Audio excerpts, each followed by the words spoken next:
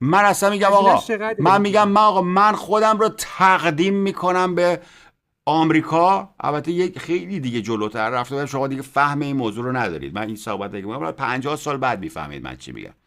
من حتی گفته بودم تقدیم میکنیم خودمون رو به اسرائیل، و تا فهم این رو مردم ایران ندارن فعلا. من میگم خودم رو تقدیم میکنم به آمریکا به عنوان ایالت 51 آمریکا که تمام نفت و منابع همه رو، زنامون هم حتی ببرن این چش آبی ها میگاه کنن. خب من دارم اینو میگم. فقط اگه میشه اسم خلیج فارس بمونه، فقط این شرط. خلیج آمریکا بشه اصلا. خوبه؟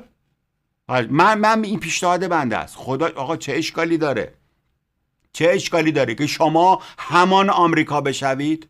یکی به من بگه چه اشکالی که شما همان آمریکا بشوید چیست؟ ارزش آقا شما آزادی از همه چی بیشتره. ایرادی نیست، ولی آقا شما خیلی جلو رفتید آقای اسکیپ. خب نه شما گفتید کنترات، گفتم دمت گرم. میگم حتی کنترات که خیلی خوبه، ولی من دارم اون وطن فروشی اصل رو میگم، که میگم زنهامون هم ببرن. حتی چه اشکالی داره؟ باید به خدا این زنها افتخار میکنن شوهر آمریکایی داشته باشن.